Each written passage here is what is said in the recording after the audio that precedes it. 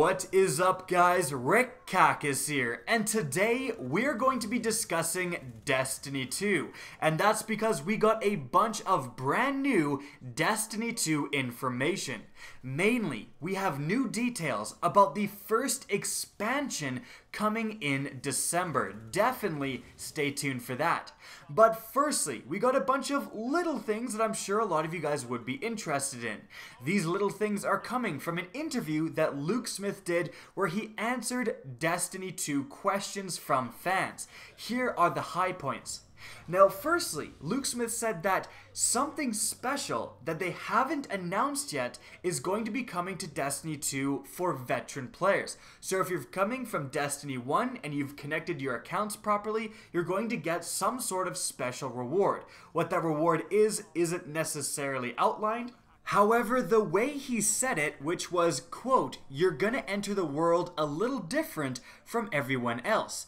And this could be a bunch of cool things. It could be an exclusive spawning animation, it could be an exclusive ship, an exclusive shader for your ship. Yes, in the Destiny 2 beta, you can actually go and inspect your ship and put different shaders on your ship, make your ship different color schemes, which is pretty darn sweet actually.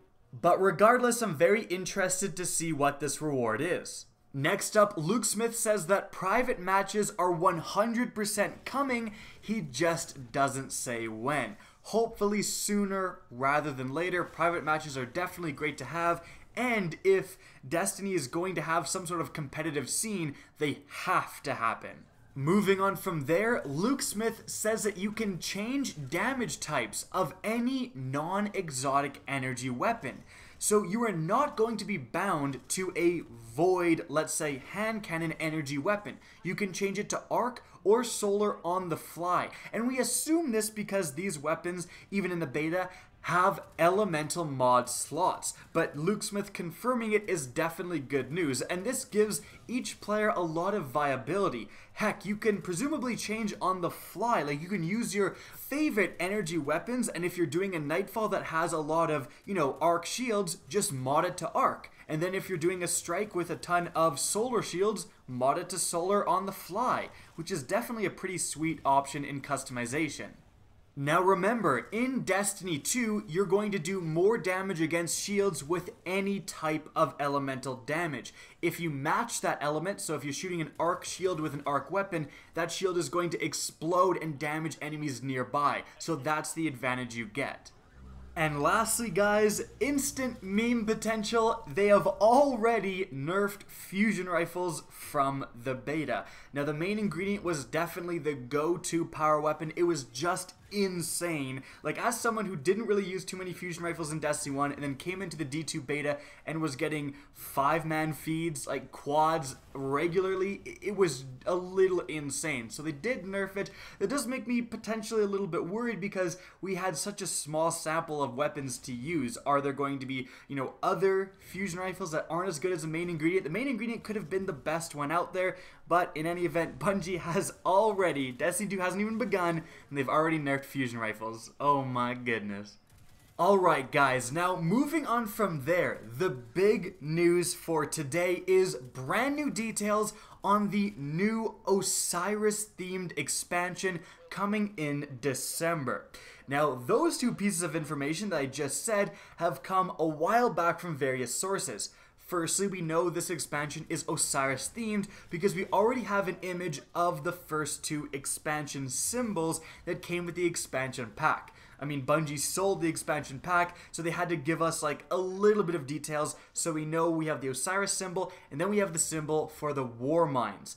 Now, this Osiris-themed expansion is coming in December, and I know that because during the Activision earnings call, they outlined the schedule for these expansions, saying that the first expansion will be coming winter 2017, so that didn't leave much time. December most likely going to be when that happens. Also, December, I think 10th was when the Dark Below, the first expansion for Destiny 1, came out, and Destiny 1 had an almost identical release date to Destiny 2 with September 9th, 2014.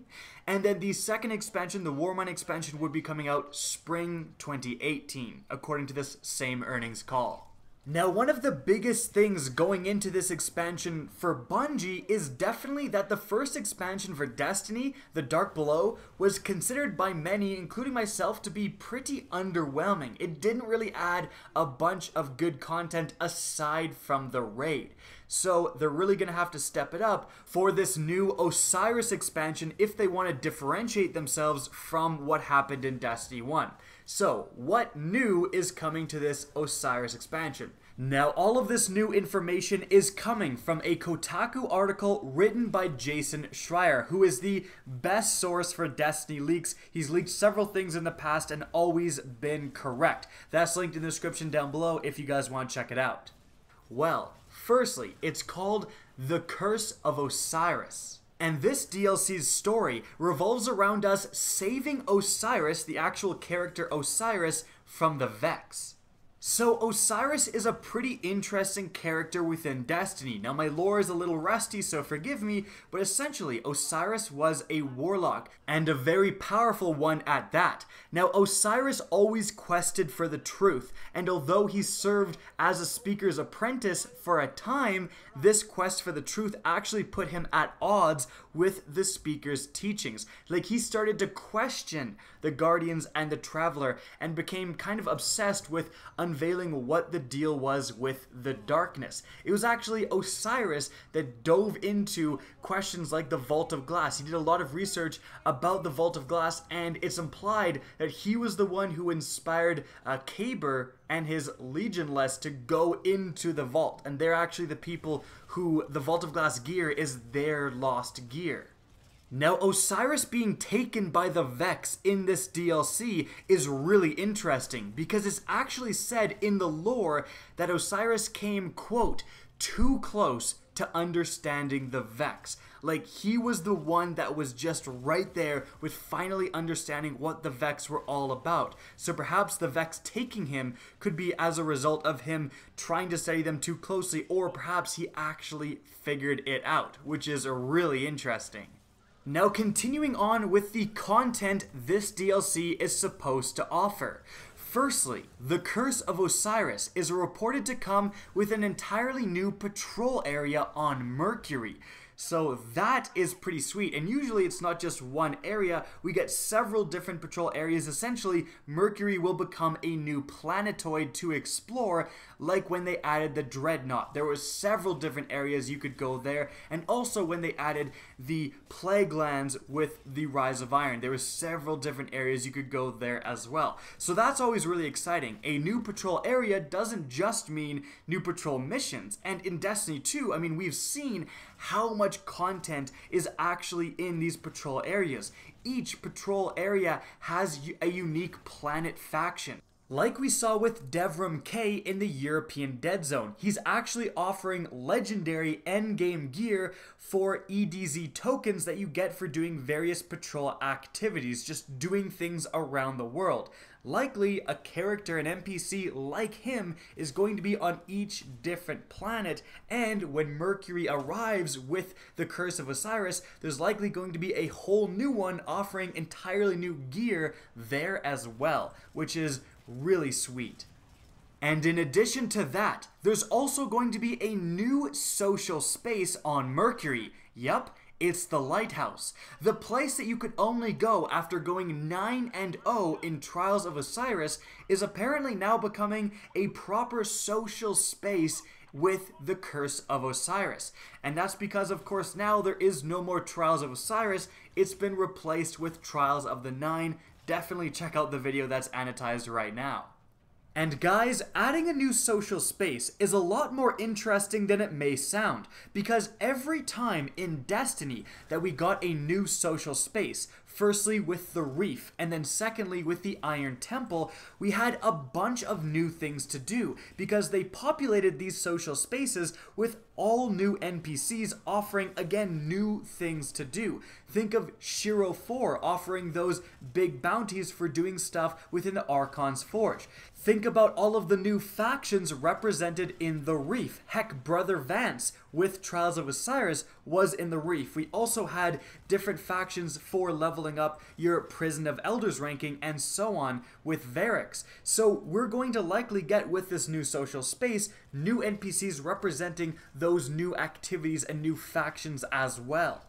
So there you have it, details on the first expansion coming to D2, and the source says there will be more details revealed rather shortly, so that's also pretty interesting. Guys, I hope you enjoyed this video and found it informative. If you did, please remember to help me out by simply rating and especially sharing this video. If you want to see more Destiny 2 content similar to this, don't be afraid to slap that subscribe button. If you guys want to get in touch with me and keep up to date with the latest channel activity, the best way is to follow me on Twitter at RickCacus. That's linked in the description down below, as is my Twitch channel, which you can also follow. Again, I hope you enjoyed the video, and as always, have a good day.